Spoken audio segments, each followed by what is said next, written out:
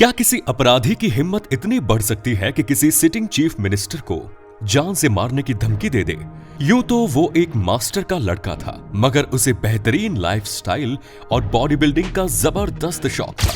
उत्तर प्रदेश के गोरखपुर का रहने वाला श्री प्रकाश शुक्ला जब अपराध की दुनिया में आया तो उसने हरिशंकर तिवारी और वीरेंद्र प्रताप शाही के बने बनाए समीकरण को बिगाड़ दिया। दरअसल एक समय यूपी के गोरखपुर में हरिशंकर तिवारी और वीरेंद्र प्रताप शाही के बीच जबरदस्त से कंपटीशन चलता था। गोरखपुर का नाम इन दोनों की वजह से शिकागो ऑफ द ईस्ट और स्लाइस ऑफ सिसिली का नाम दे दिया गया, मगर श्री प्रकाश शुक्ला का नाम इन दोनों को ओवरकम करके उभरता चला गया। आखिर कौन था श्री प्रकाश शुक्ला और कौन था उसकी बैकबोन, जिसके दम पर उसने सिटिंग चीफ मिनिस्टर को भी धमकी देने की हिम्मत दिखाई? जानेंगे आज के इस वीडियो में इस गैंगस्टर से जुड़े हर एक फैक्ट को। बने रहिए हमारे साथ इस वीडियो के आखिर तक। बीएसएफ और दिल्ली पुलिस के पूर्व महानिदेशक और बैटिंग द बुलेट किताब के लेखक अजय राज शर्मा बताते हैं कि वो एक साधारण से परिवार में जन्मा था। उसे कुश्ती का बड़ा शौक था। एक बार श्री प्रकाश शुक्ला अपने लड़कपन के समय में बहन के साथ बाजार से गुजर रहा था। सामने से एक तिवारी नाम का एक लोफर टाइप का लड़का गुजरा और उसने उसकी बहन को देखकर न केवल सीटी मारी बल्कि उसे कुछ उल्टे सीधे शब्द भी कहे। इसके बाद श्री प्रकाश शुक्ला ने अपना आपा खो दिया। उस लड़के को वहीं पटक कर इतना मारा कि वो मर ही गया। जब श्री प्रकाश शुक्ला को लगा कि वो जेल चला जाएगा, इसलिए वो वहां से भागकर बैंकॉक चला गया। कुछ समय तक वहां रहा। जब लौट कर आया तो वो सोच रहा था कि एक अच्छी जिंदगी गुजारेगा, लेकिन शायद उसे अच्छी जिंदगी का मतलब ठीक से मालूम नहीं था।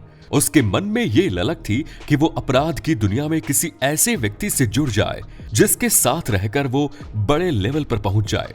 उस समय गोरखपुर में हरिशंकर तिवारी और वीरेंद्र प्रताप शाही का दबदबा था। श्री प्रकाश शुक्ला ने इन दोनों को अपना टारगेट चुन लिया। बरेली रेंज के डीआईजी राजेश पांडे ने श्री प्रकाश शुक्ला के आपराधिक जीवन को काफी करीब से देखा।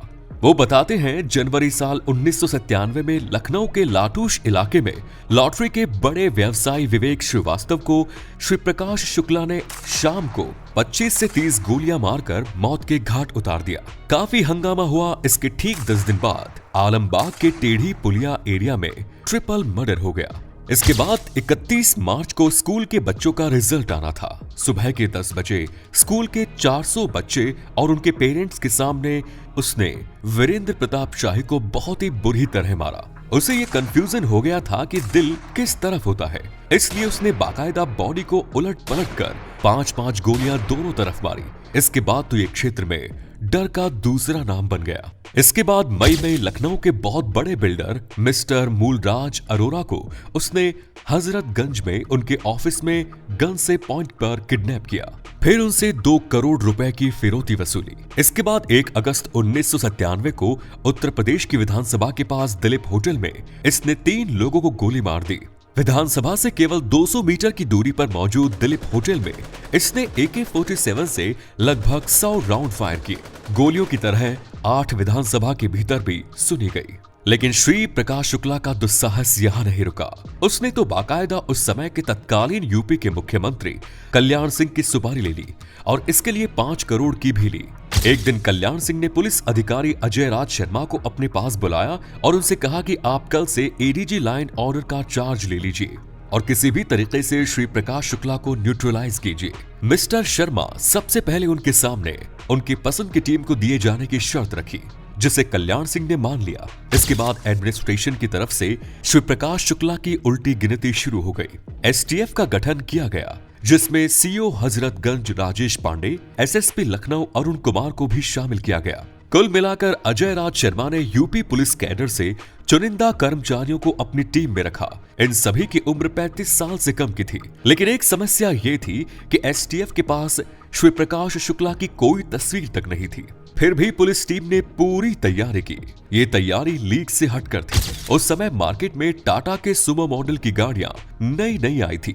पुलिस टीम के लिए 10 टाटा सुमो गाड़ियां खरीदी गई, जो बिना नंबर प्लेट के पूरे देश में कहीं भी आ जा सकती थी। उस समय डीआईजी रेंज से नीचे के अधिकारियों को हवाई सफर करने की परमिशन नहीं थी, लेकिन मिस्टर अजय राज ने स्पेशल परमिशन लेकर सिपाही को भी बाय एयर ट्रैवल करने की परमिशन दिला दी। कुल मिलाकर पुलिस टीम श्री प्रकाश शुक्ला की हर हरकत पर नजर रख रही थी और वो जहां जहां जा रहा था वो उसे चेस कर रही थी कंटिन्यूअसली। जब तक श्री प्रकाश शुक्ला का न्यूट्रलाइजेशन पूरा नहीं हो जाता तब तक पूरी की पूरी यूपी एसटीएफ एक्शन मोड में थी।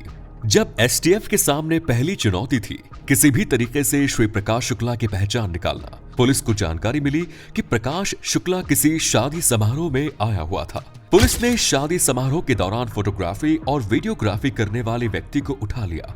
उस समय वीडियो कैसेट चला करती थी। पुलिस ने उस व्यक्ति से पूछा कि वो वीडियो और फोटोग्राफ कहाँ है, तो उसने कहा कि जला दिया।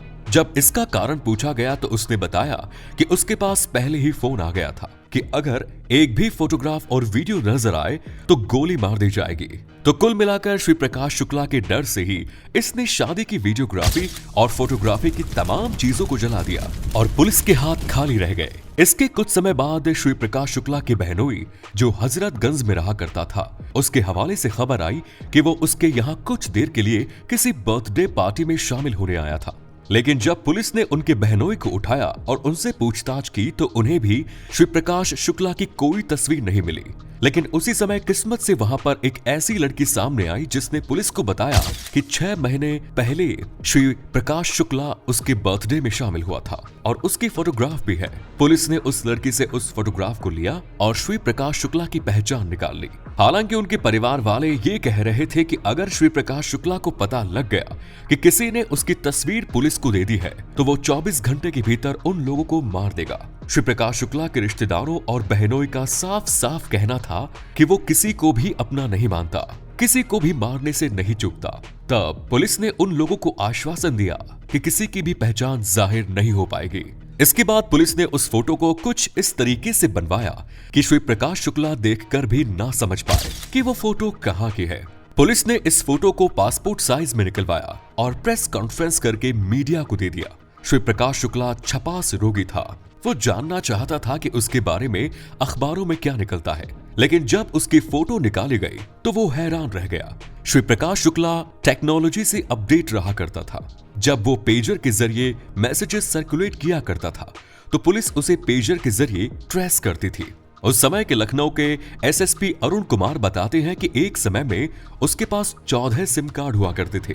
मोबाइल कॉल के अलावा वो एसटीडी बूथ का भी इस्तेमाल किया करता था। कुछ ऐसी तकनीक वो यूज करता था जिससे कि कॉल रिसीव करने वाले को लगता था कि ये कोई इंटरनेशनल कॉल है और अपराधी बाहर बैठा हुआ है।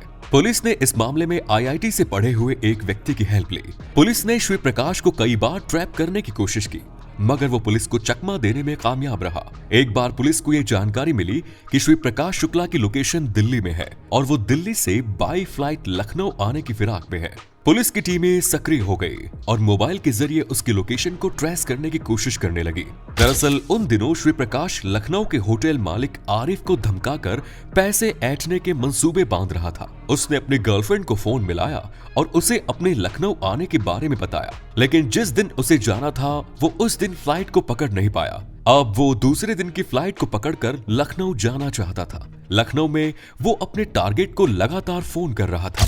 दिल्ली के ग्रेटर कैलाश में स्थित वो जिस पीसीओ जिससे फोन कर रहा था, पुलिस ने उस पीसीओ वाले से पूछताछ करके श्री प्रकाश शुक्ला की करंट लोकेशन और डायरेक्शन का पता लगा लिया। पुलिस को इन्फॉर्मेशन मिली वो ब्लू कलर की सीएलओ कार से एयरपोर्ट के लिए निकला।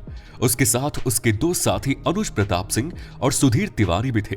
पुलिस की टीम और उसकी मुखबिर लगातार उसकी हरकतों पर नजर रखे हुए थे।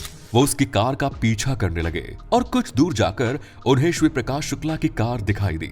श्री प्रकाश शुक्ला खुद कार चला रहा था। श्री प्रकाश शुक्ला की कार पर मौजूद नंबर नकली था। वो नंबर किसी स्कूटर को अलॉट किया गया था।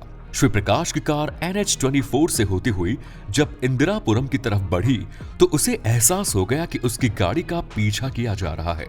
एसटीएफ ने उसके शक को दूर करने के लिए सरकार को आगे बढ़ा दिया, जिसे लेकर वो शक कर रहा था। आगे चलकर उसने अपनी कार को कौशाम्बी के रास्ते की तरफ बढ़ा दिया। पुलिस की गाड़ियां भी उसी तरफ चल पड़ी। श्री प्रकाश शुक्ला ने आगे अपनी कार को कच्चे रास्ते पर उतार दिया। उसे लग रहा था कि वो वहां से आगे निकल जाएगा, लेकिन वहां तो जंगल था, लिहाजा उसने अपनी गाड़ी को बैक करना चाहा, पर तब तक पुलिस उसके रास्ते को ब्लॉक कर चुकी थी। अपने आप को घिरा हुआ देखकर श्री प्रकाश शुक्ला ने फायरिंग शुरू कर दी। पुलिस ने भी जवाबी फायरिंग की। श्री प्रकाश शुक्ला और उसके दोनों साथियों को न्यूट्रलाइज कर दिया। इसके बाद यह खबर जंगल की आग की तरह सब जगह फैल गई। जब यूपी के चीफ मिनिस्टर कल्याण सिंह को यह खबर मिली तो उन्होंने भी राहत की सांस ली और श्री प्रकाश शुक्ला के मारे जाने का अनाउंसमेंट किया गया। आप इस वीडियो के बारे में क्या सोचते हैं? कमेंट्स में जरूर बताएं। जय हिंद, जय भारत, वंदे मातरम।